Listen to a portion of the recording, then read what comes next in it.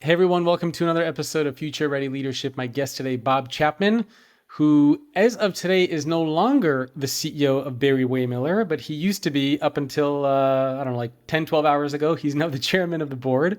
He's also the author of a best-selling book called Everybody Matters, The Extraordinary Power of Caring for Your People Like Family, which is now in print, the 10th anniversary edition.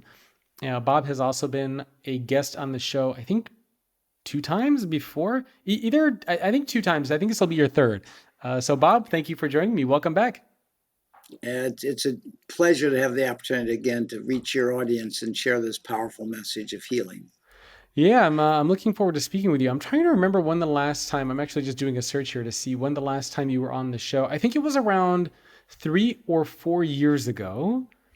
Probably around 2021 ish thereabouts. Probably 4 years and some change. Obviously, a lot has changed since then. I don't remember when we spoke, even if we were fully out of the pandemic yet, or just going, I think we were just going through that, and you were talking about like some of the furlough programs. Obviously, a lot has changed over the past 4 or 5 years. Give us an update on the business first. How have you guys been doing? Have you grown, expanded? Well, it's a great question to start with because if I said, well, we broke even last year and we're struggling to grow, you'd probably go on to your next podcast because people don't really want to talk to people who are not, in quotes, traditionally successful. So our company today is ending our 2025 financial year, and our revenue, our orders, our engagements, so orders, not just shipments, will almost touch 4 billion. Wow. And so it's the strongest year in our history with our business model performing exceptionally well. Remember, my point, Jacob, is it's not just about caring because you can't care for your family unless you have a reasonable job to provide shelter and education and healthcare. Yeah. You can't care for the people in your company unless you have a business model that gives people a grounded sense of hope for the future. So our business model continues to perform and evolve. It's attracting incredible talent, and we've grown probably since I last talked to you from probably the 3-ish billion level to the 4 billion, on our way to 6 billion. So And tremendous. why? Because our business model is so robust and our team is so talented that we keep experiencing this organic and I call it, some people call them acquisitions, I call them adoptions. We probably did 6 adoptions this year around the world. Wow. So we've made considerable progress, and we're caring for even more profoundly for the people we have the privilege of leading. For people not familiar with the company, can you give a little bit of background information about who the company is? How many employees do you have? What do you do? Why is it called Barry-Wehmiller for that matter? Well, I'll start with the easy thing. It's called Barry-Wehmiller because in 1885, Mr. Barry and Mr. Wehmiller were brothers-in-laws. Mr. Wehmiller was the inventor, and Mr. Barry was the bookkeeper, financial guy. And they had a little job shop downtown St. Louis where they made asphalt stamping equipment, etc. And Mr. Wehmiller had an opportunity with Anheuser-Busch at the time, a local brewery, to build a machine called a pasteurizer that allowed them to ship beer to other cities with it being stable. In other words, you have to stabilize the beer to be able to ship it long distances. So that was the beginning. Mr. Wehmiller did a phenomenal job and gave the company the foundation Mm. for the company, which gave it until he died in the mid-teens in like 1915, 1970, and his wife kept it going, but they had to survive his loss, prohibition, and the family was worn out by the 1950s when my dad joined the company. He was with Arthur Anderson. He was doing the audit, and they asked him to join the company. So my dad took the chance to join this pretty weak now family company with not really family members. Well, Mr. Wehmiller's son was Fred was still there, and his brother Paul was there, but it was struggling. So that's kind of so the history. It goes back to 1885, making machinery for the brewing and soft drink industry. I joined in '69 with a background in finance, and I went to Price Waterhouse. I joined the company at a time it was pretty weak, but I kind of enjoyed the idea of the challenge. and joined. It was 18 million in sales when I joined in '69. Had a chance to work in every part of our business. Again, making machinery for the brewing. You're too young to remember, but the old days we had returnable bottles where you actually took the bottles back to the store and they went back to Coca-Cola or Busch, and we made bottle washers and pasteurizers, and that was the history. So that's kind of so I stepped in with the goal of kind of working with my dad. He died 6 years later, 1975, when he passed away. Suddenly, the company was 18 million in sales, with still the old technology and very weak financial performance. And so the short version is I brought my background to the company, my financial and strategic background, and I've been involved this is my 50th year of running the company. Wow. Okay, so that's my dad died. And we've grown from that $18 million fragilely weak financial company to a $4 billion company.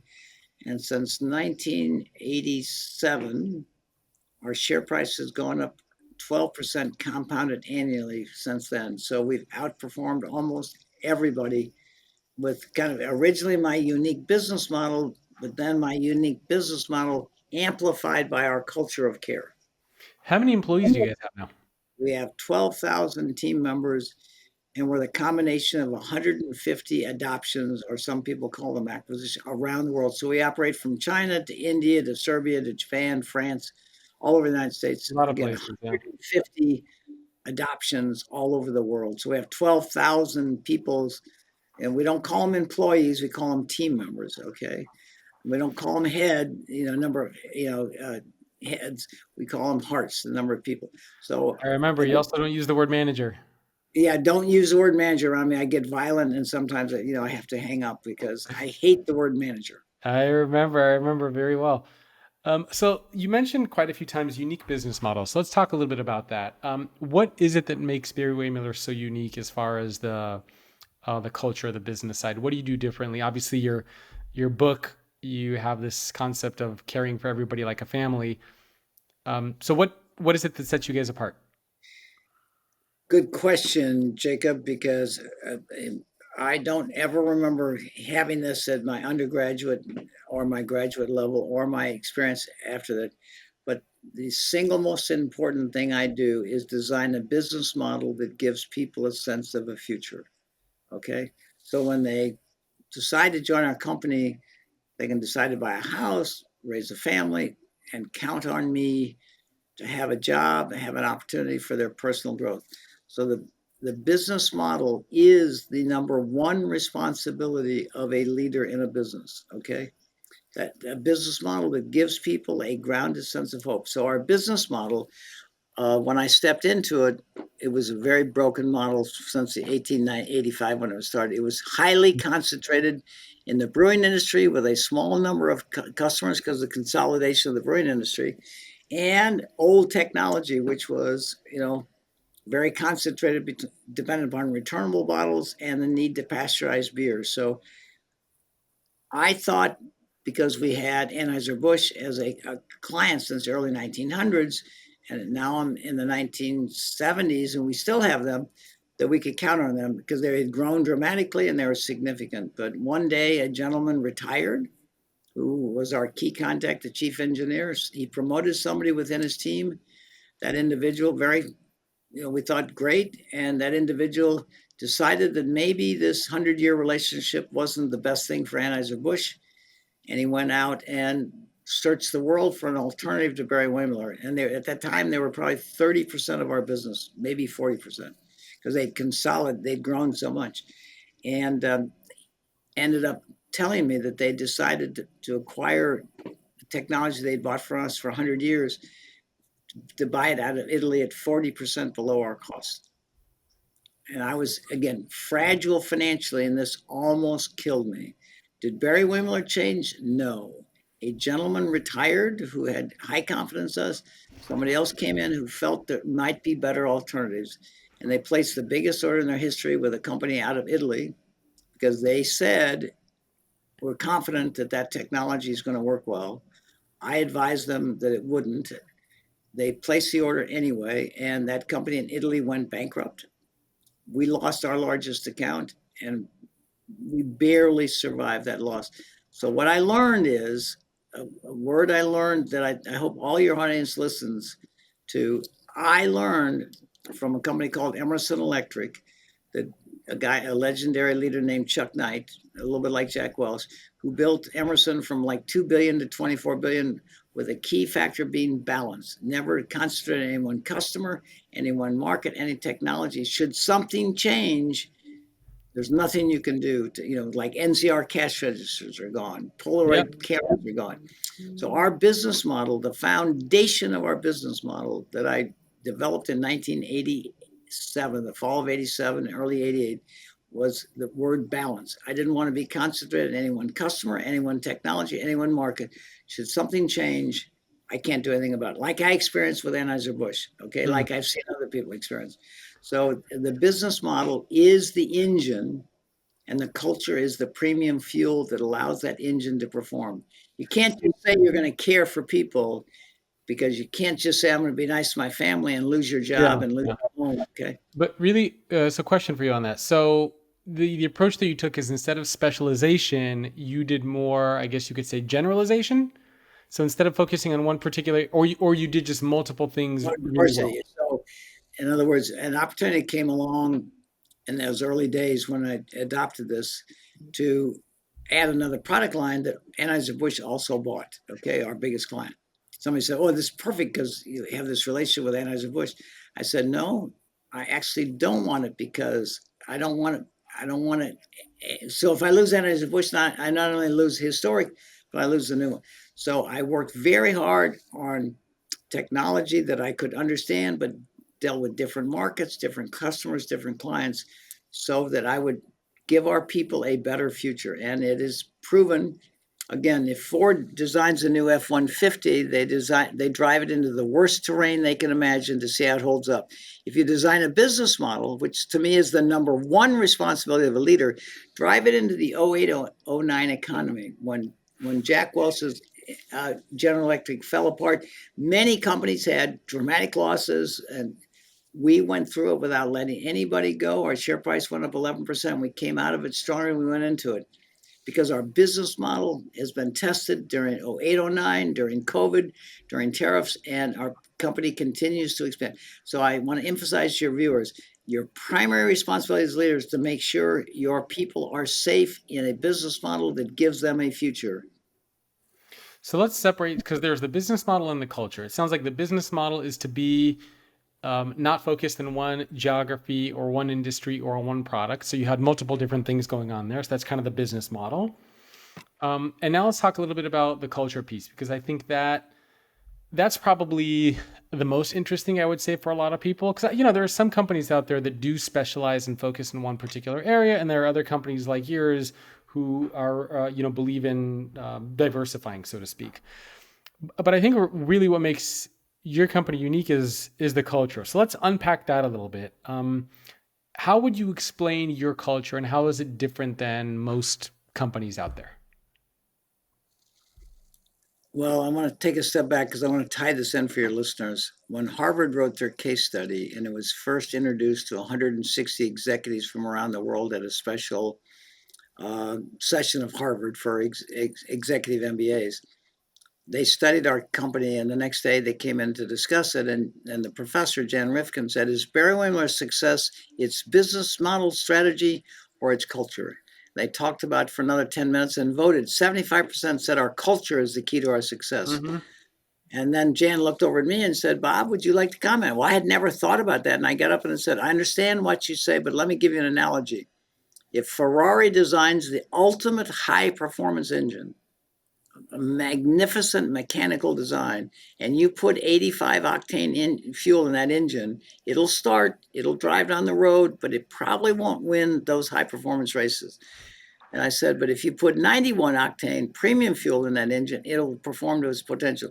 So my answer to these 160 executives around the world was, the foundation of our success in terms of organic value growth is the business model I designed in 1988 around things I felt I was good with and balance the markets we served.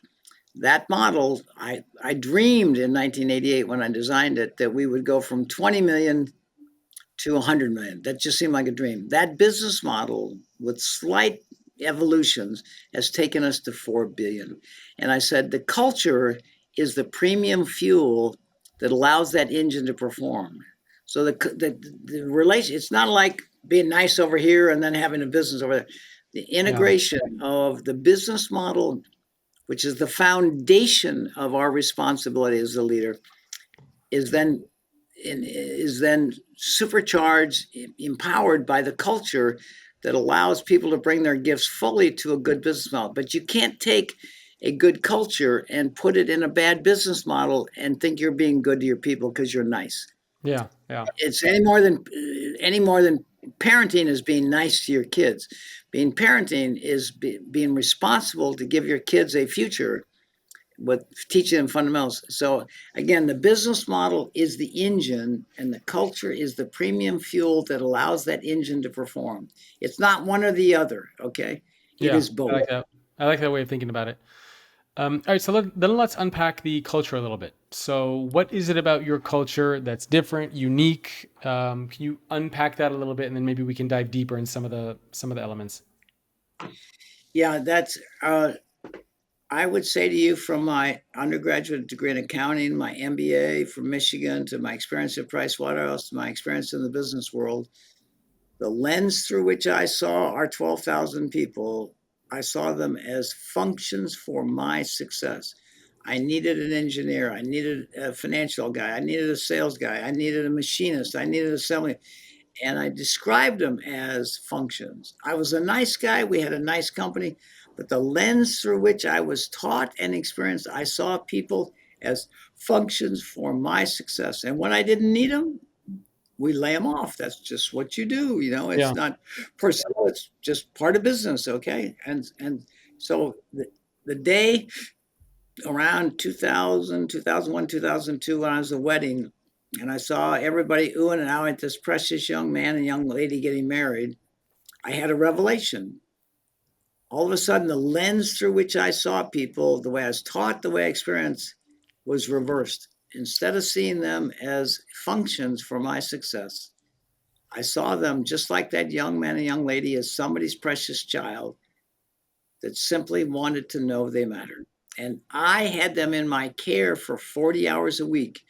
And the way I would treat those people would profoundly affect their health and their marriage. Again, I was never taught that the way I'd run Barry-Wehmiller would affect people's marriage or the relationship with their kids. But 95% of the feedback we get from our culture of truly human leadership is how it affects their marriage and their relationship with their kids. So that's why I came to the opinion, Jacob, that business could be the most powerful force for good in the world Hmm. if we simply knew how to care for the people we had the privilege of leading, not use them to achieve financial goals, but care about them. So we call it performance and harmony. Performance and human value and harmony. They're not. It's not one offset. It's not like carrying costs money, so we can't do it. Nobody has to justify safety, right? Safety glasses, hard toe shoes in your plant. Nobody has to justify that. Why do you have to justify people caring for people's soul? Because I'm going to tell you something. While we may not hurt their toes and their eyes, we're destroying their soul. We have the highest level of prosperity in our country, in our history, and we have the highest level of depression, anxiety, and suicide we've ever had because we thought money created happiness, and it doesn't. What creates happiness is feeling that you matter. so Okay. Eh, Go let's ahead. unpack that a little bit on how that actually works. So, the first about layoffs. Do you think no company should ever do layoffs, and that there's always a better alternative? It's a really good question. And let me say to you, I think layoffs are one of the horrible things that is commonplace in our country. Studies show the psychological damage to a person who gets let go, okay, who has to walk back to their family and say, I just got told I've got 6 weeks' pay or whatever it is. My wife was let go from her previous job, so I totally I can relate Right, to that. right. And so layoffs are they destroy human value. And I'll give you an example. I understood that Microsoft announced a couple of years ago they're going to lay off 10,000 people. It caught Hmm. my attention, and I looked up, and they have 200,000 people at the time at Microsoft, a legendary company, very profitable. But they announced they're going to lay off 10,000 people. And so I called a McKinsey partner and I said, I'm just curious. Is it required by law for public companies that they have to announce that they're going to let 10,000 people go? And he said, nope. We had a long discussion. We both came to the conclusion that most likely the board of Microsoft was advised, as all public boards are, by investment advisors. They have investment advisors who keep them attuned to how their company's viewed and things they could do to enhance the view. And clearly there were some layoffs going on in the tech center at Intel and Amazon, et cetera. And I guarantee you that an advisor said, if you'd let about 10,000 of your 200,000 people go, you'd get through it, and it would send a strong message to the market that you're committed to be more profitable. They're already very profitable, but more profitable. So the board, not wanting activist investors to come in and do that, not wanting and wanting to see their share price go up, the board agrees. How can you disagree with this investment advisor? And so they announced they're going to let 10,000. They announced they're going to hurt 10,000 people, and the next day the share price goes up. Good job. The market rewarded them for hurting 10,000 people. I guarantee you the board did not discuss the impact on those 10,000 people, other than what severance we were going to give them. Okay. And I guarantee you they didn't discuss the impact on the 190,000 people that were still there. How do you feel safe if your Bill or Mary next to you just got let go for the reasons that we want to improve our profitability? The alternative, there's a beautiful alternative, Jacob, that I learned in the last 10 years. It's called business excellence staffing. And it's like, if you design a product to be competitive in the market, how do you design an organization and then work towards that efficient design? So layoffs are never an option. I talked to a major banker about this who said they went from 300,000 people to 200,000 people without a layoff. They used natural attrition when somebody would leave, because banking's going through a lot of technology changes because of the iPhone, and the people don't go to banks anymore. They just go to their iPhone. So they went from 300,000 to 200,000 people without a layoff. They just used natural, and every time somebody left, they brainstorm how to kind of eliminate that job, not to dump it on somebody else. But Microsoft, to my knowledge, from what I could tell from the public, went the other way. We're going to announce we're going to hurt 10,000 people, and because we want to send a message, we're going to be more profitable. And the market should have reduced their share price because they hurt 10,000 people. That Microsoft, I guarantee you, in 6 months would have had natural attrition of 10,000 people. But they chose the advice to announce they're going to hurt 10,000 people, and the market rewarded them. So layoffs are a broken part. It's just part of what I was taught. I didn't like it, but we did it. But we don't do that. Okay. So if We you could work wave a on. magic wand, that would be one of the things you would get rid of. You would make sure that no company can lay off their employees. I would say to you, I wouldn't say it that way. I'd say the last thing you should ever do is let somebody go like that. The first thing you do is, what are our alternatives? What Yeah. are the alternatives? Okay. So you should never get to the point where you can, or you have to do that. So this business excellence staffing model means you're constantly keeping your organization efficient, so you never have to do that. And Yeah. now Thinking the what you problem can is do before. Yeah. the Yeah. market won't reward you with the share price increase, because they would rather hear that you're going to eliminate 10,000 people. Well, Accenture, for example, just announced that they're letting go of 11,000.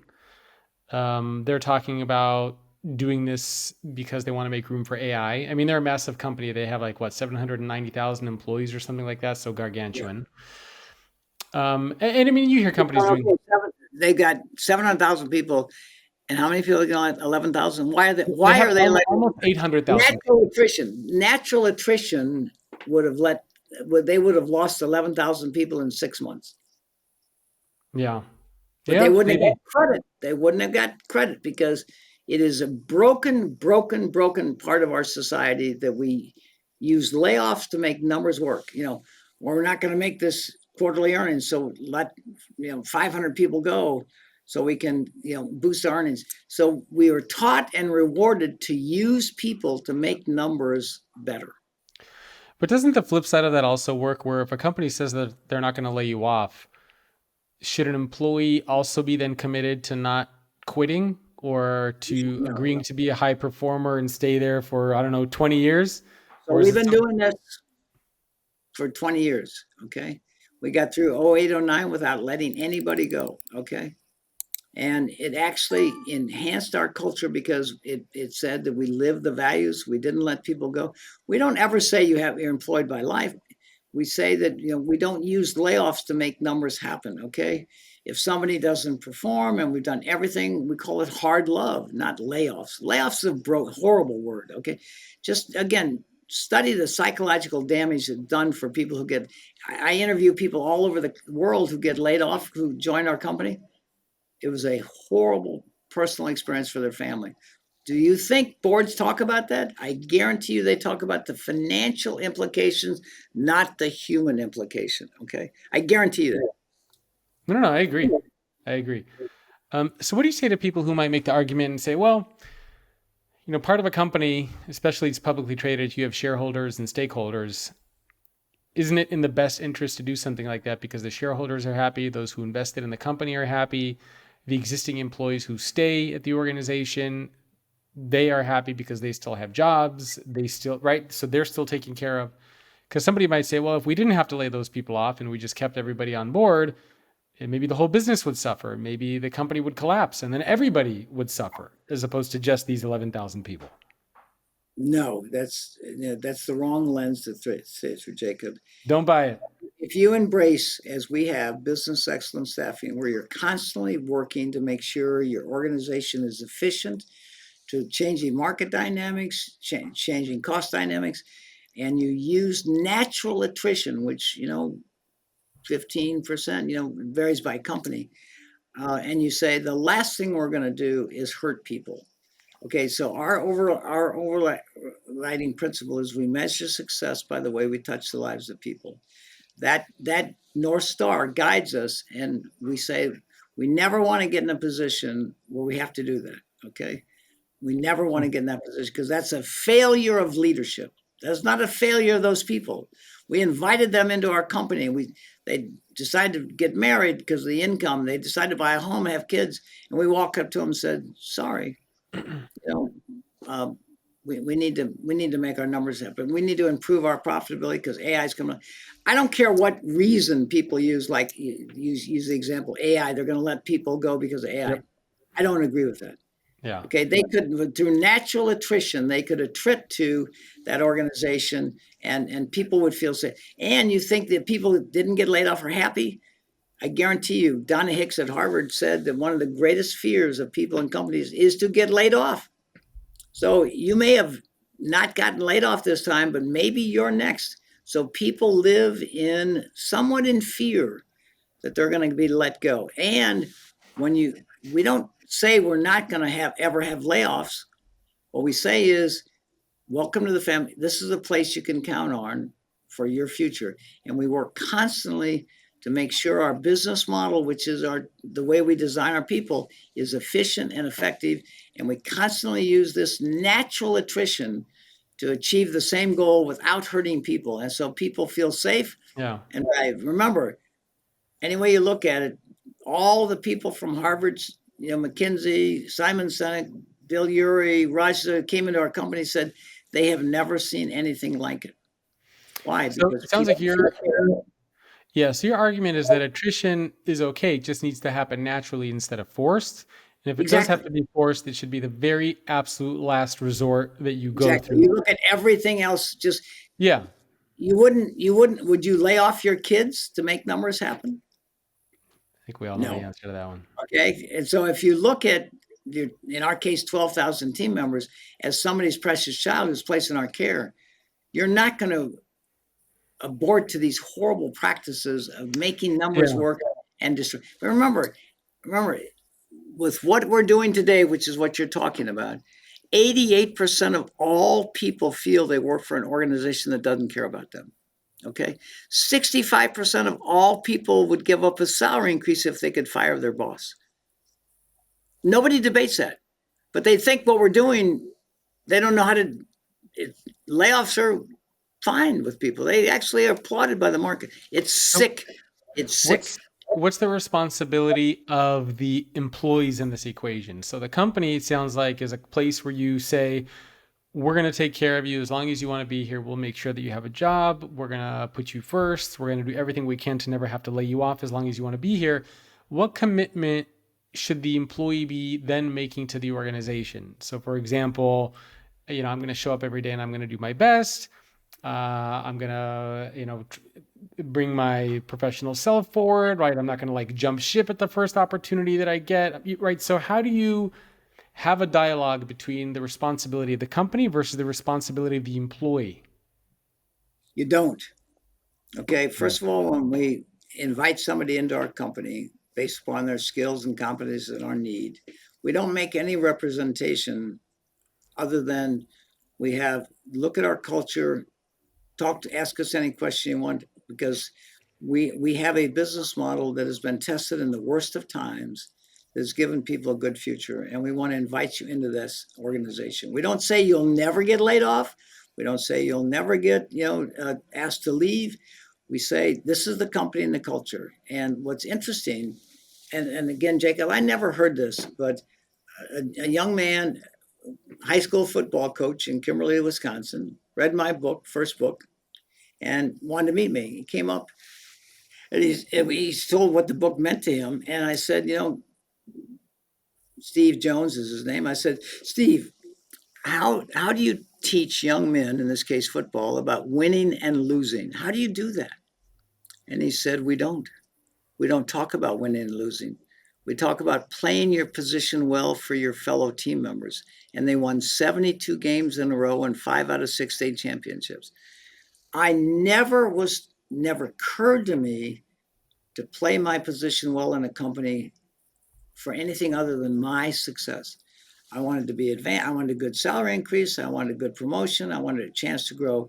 I don't ever remember being motivated and inspired by looking around me and seeing if I play my position well, Bill and Mary who sit around me have a better future. So that whole spirit of coming and sharing your gifts fully. So what happens in our company, because we don't need to talk about our record is public. People say, I read about it. I didn't think it was could possibly be as good as I read. It's actually better than I read, because when you create an environment where people feel safe, they feel cared for, they contribute their gifts beyond your imagination, not just for themselves, but for their fellow team members. And so that is our experience. We didn't do this to get people to give their gifts more. We said the people who work for us are somebody's precious child and deserve to be treated with dignity and respect.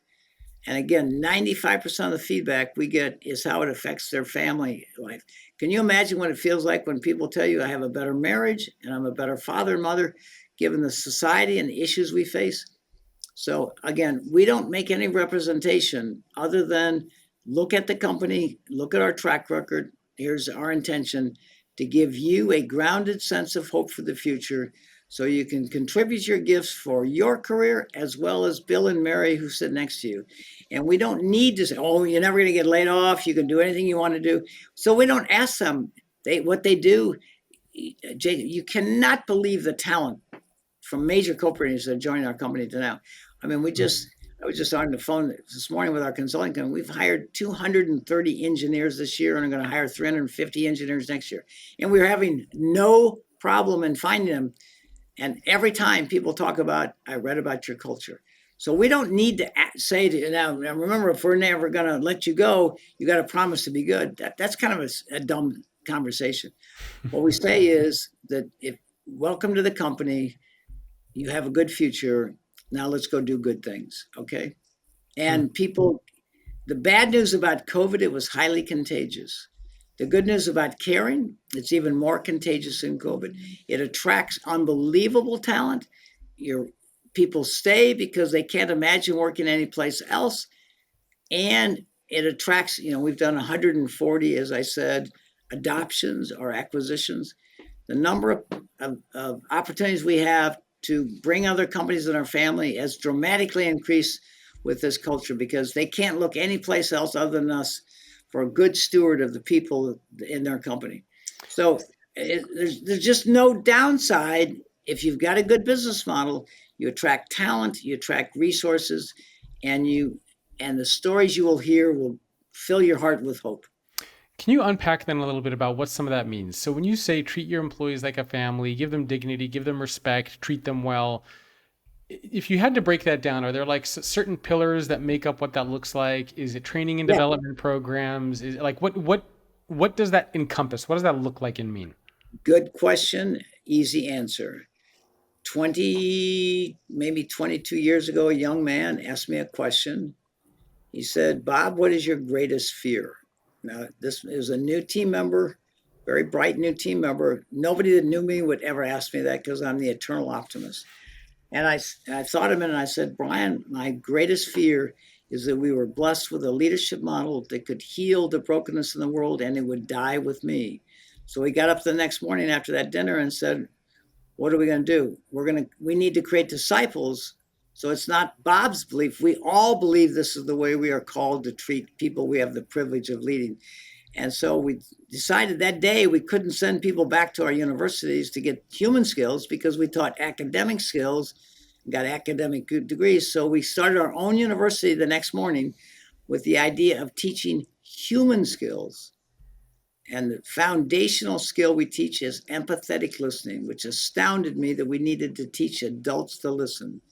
But 20 years later, it is the most powerful human skill that we can give anybody, is to listen to somebody without judgment, without debate, simply to validate them. The second thing we taught is, how do you recognize the goodness in people? So we teach a class on recognition and celebration. It's called FBI, Feelings, Behavior, and Impact. Hmm. You think, well, don't you just say that a boy or give them a 5-year award for being here 5 years? Nope. It's about a cadence of recognition where you're constantly looking for the goodness in the organization, holding it up and saying, thank you, Jacob, in thoughtful, timely, appropriate ways. And the third is culture of service, seizing the opportunity to serve others. Those three human classes that we taught in our university, again, it was just an eclectic group of team members who came up with this idea, have created what every visitor from McKinsey to Harvard to Simon Sinek said they have never seen anything like it. Just Okay. those three things. Yeah. Empathetic listening to validate the worth of others, not to debate. Okay. Recognition and celebration. How do you let people know they matter? And then culture of service. When we teach those three, which we had no idea it would do, what we're doing is teaching people the skills to care for others. You cannot ask people to care. In this message to you, I'm not suggesting that other people simply say, well, we need to care about our people. Nope. You've got to you can't say we're going to speak Chinese on Monday morning. You got to teach them Chinese. Caring is a skill that is teachable, that we're now working with universities to bring it back into business education. And we're working for K to 12 schools to bring it through K to 12, so that we start having a society where people have the skills to care for others. It's interesting. Just those three things. Why? So it sounds so simple, right? I mean, a lot of people listening and watching. I'm a simple guy, Jacob. I mean, seriously, you got to talk to me long enough to know I'm not blessed with high intelligence or academic skills. I'm blessed with common sense, creativity, and a positive attitude. And you blend those three together, it explains this journey we've been on for 30 years. So why do you think so many companies haven't figured this out? I mean, why can't every company just teach these three things? Because we don't teach people to care. We teach people to achieve results, and we promote people who achieve results as long as it's legal. Okay. We don't really say, were they good to their people? Did they use layoffs?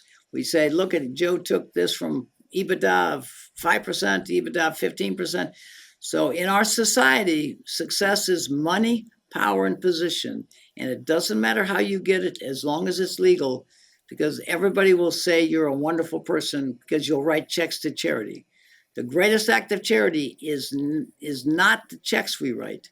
The greatest act of charity is how we treat the people we have the privilege of leading. It is simple, but it is dramatically different than what we're taught and what we reward in our society. Yeah. Simple and straightforward. I like it. It's got to be simple. It's got to be simple. There's nothing sophisticated about caring. But so it's not so besides those three things, it's nothing in terms of like fancy perks or benefits or time offs or free food or ping pong tables or I don't know, any of the other stuff that so many companies focusing on. It's just those Nothing. three things. Yeah. Nothing.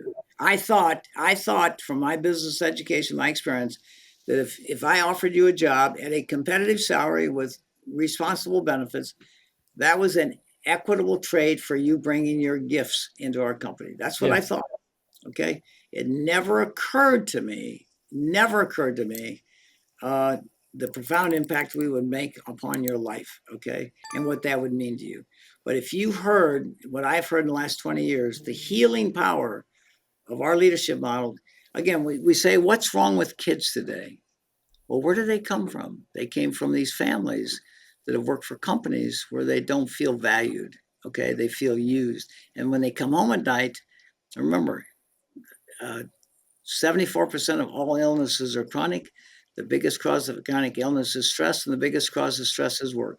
Jeffrey Pfeiffer estimates we're killing, he's a Stanford professor, we're killing 120,000 people of work-related stress. So again, the Industrial Revolution, which we give great credit to solve, creating these prosperous economies, was thought to be this great beneficiary to our country. But what it brought was economic benefit, not human benefit, because unions were formed to protect these workers in the 1920s from the brutal managers, bosses, supervisors, layoffs, downsizing, firings. We have a broken language in business, okay, that reflects a broken leadership model, which is about achieving financial results.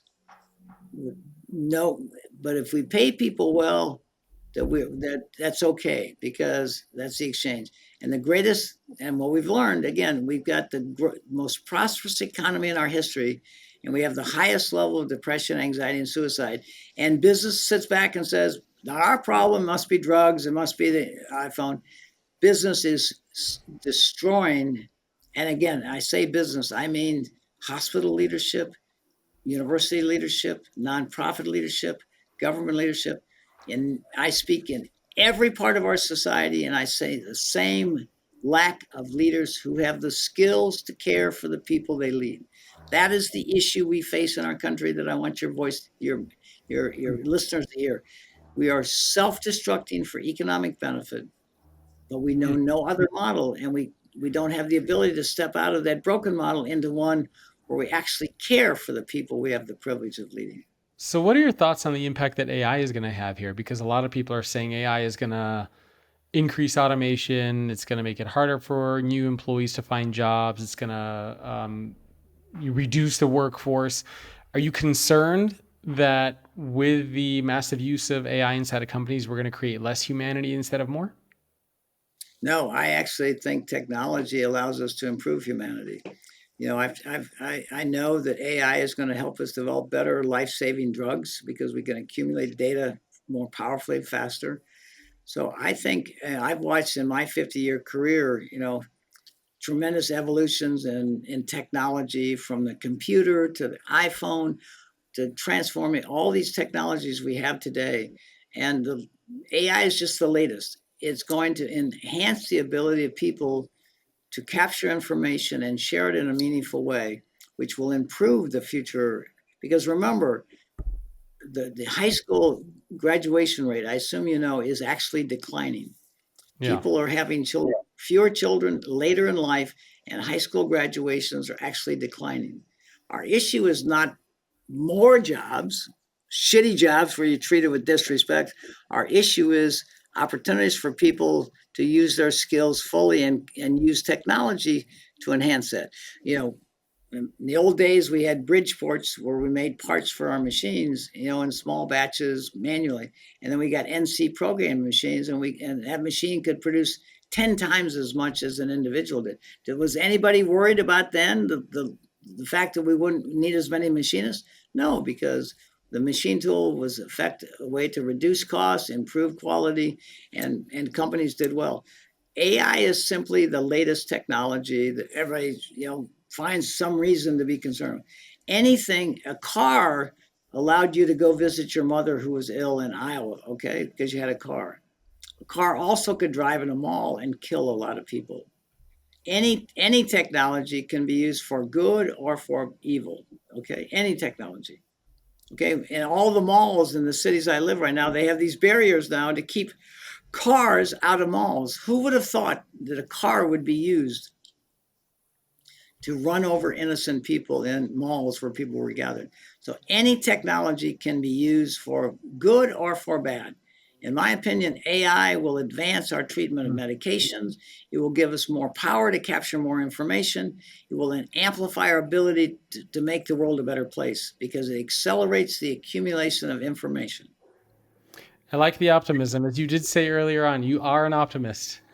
Well, I am as well, by the way. I see also right, tremendous potential in the impact of AI. name a technology that hasn't been used poorly. I mean, again, kids are addicted to cell phones, Yeah. right? I mean, you could look at the screen time, and kids, you go to dinner and there's a couple there with two kids, and the kids are on their iPhone the entire time of dinner. Yep. I Okay, see that a lot. is that as bad as AI at accelerating the accumulation of information? I mean, that's horrible. Yeah. Okay, so again, all these issues are to me nothing compared to the fact that we have people running our major corporations, every corporation in this country, who don't have the skill to care and send people home feeling valued. That is the destruction going on, not AI, not the cell phone, not drugs. Because the Industrial Revolution was around economic gain, not, and we assumed that would be human gain, and we have proven that wrong. We have prosperity, but we do not have dignity. Okay, and so that is the issue. That is much worse than AI. But it's easy to blame something on the cell phone or AI. Oh, we're not going to have jobs. We're going to have plenty of jobs. Okay. Do you think that that's the truth, that a lot of leaders just don't care about their people? The answer is yes. The simple answer is I have not. I mean, I met a gentleman who ran a major public company at a speech I gave at a major church for a men's luncheon together. I did it as a favor. And a gentleman came up to me and said, Mr. Chapman, I'm John Doe. I run this major public company. I thought my job was to be the market leader in our segment, which we are. Until I just think of what this gentleman was in a church, good, wonderful gentleman with good values. He said, I thought my job was to build the market leader, which I did. It never occurred to me until I heard you talk to care for the 80,000 people that work in our organization. You've given me a whole new purpose in life. Okay. So I would say to you, it's not bad people. They were not taught to care. They were not rewarded for caring. They were rewarded for financial results. And it doesn't matter how you get it, as long as it was legal, because then you write checks to your church and charities, and everybody says Jacob's a wonderful guy. Yeah. Huh. Bob, where can people go to learn more about your book and anything else that you want to mention for people to check out? Well, first of all, what I just shared with you, I in the last year, I've probably given 80 speeches around the world to, from education to healthcare. Nobody debates at McKinsey. Nobody debates at Harvard. Nobody debates what I just shared with you. And it's validated by our book, which has sold 110,000 copies in 7 languages around the world. The TED Talk that we did that's had 300,000 views, and Harvard writing a case study, which is now one of their better selling cases with 80 universities. So the validation of our message to your audience is there's really no room for debate. Okay, it has been validated by the highest level of thinking in our country. The problem is people don't know how to do it. So what I say to people, start to do this. go to the internet and look up my TED Talk, which has been animated. So it took a 20-minute TED Talk. Hmm. The firm animated it down to 8 or 9 minutes of just kind of an animated compressed version. Sit down with your team and share it and say, what do you think? And if they say, I think there's something we ought to think about, buy the book, do a book study, because the book was really written to share this with the world. We didn't write the book to make money. We wrote the book because we were urged by these guests, you've got to share this with the world, and a book is a way to capture and share it. So read the book. We wrote the book 10 years ago. It's in 7 languages. Do a book study and say to your team, is this something we want to begin? And if it is, we offer classes at our Leadership Institute where people can put their toe in the water and see, is this something that we want to begin to embrace? So I would say to you, you don't have to, it's not a switch on and off. You can take a very thoughtful approach. All I can say to you is we've been doing it for 20 years. Our share price, which we have a way of calculating, kind of simulated market value, has gone up 12%, over 12% a year for over 25 to 30 years. So it's been proven, and everybody from around the world, and we have the Leadership Institute where we got 50 people who share this with the world every day. So I don't know how you could say we're not going to care. Some people say to me, Jacob, how do you justify this cost of your university and caring? I said, I don't need to justify caring for people. How do you justify not caring for people? How do you go home at night knowing that 88% of your people feel that they work for an organization that doesn't care about you? How do you live with that? Okay. We don't remember, in safety, where you have to wear safety glasses, hard top shoes, and have safety practice, we don't have to justify safety in our plants, right? For the visual injury to eyes or fingers or toes. Okay. Why do you have to justify caring for people's souls, knowing that the way we treat them will affect their health more so than injuries? Okay. And it will affect the way they go home and treat their spouse and their kids. When you look at our society today, how can you not join us in this journey? Nobody has ever given me a reason why not to do it, other than I have no idea how to go from using people to caring for people. Well, Bob, as usual, it's always fun to speak with you. Thank you for taking time out of your day, and I hope more people will grab a copy of the 10th anniversary edition of the book. Well, I hope that they do, because we owe it to our children to give them the chance to be a part of an organization that cares about them. We can't just give them a good education. We want to give them a life of meaning and purpose. And this is the North Star that should guide all of us in leadership in every part of our society. And we could dramatically reduce this anger, anxiety, depression that we're seeing in our kids. So there's nothing medicine can do that we can't do as leaders. And again, we've been doing it for 20 years, and we've never had a guest say, oh, I know of a company like this. It's teaching those human skills along with a business model that people feel safe in, and the joy that your followers will experience is beyond measures. The stories they will tell you about the healing power of feeling they're part of a company that cares about them will touch your heart deeply. And I wish for all of you the chance to go beyond economic success to human success. Bob, thank you so much. Really appreciate it. And I will talk to you very soon. Thanks for tuning in to today's episode of Future Ready Leadership. If you want to get access to more content on how you can become future ready, make sure to subscribe to the newsletter. It's thefutureorganization.com/newsletter.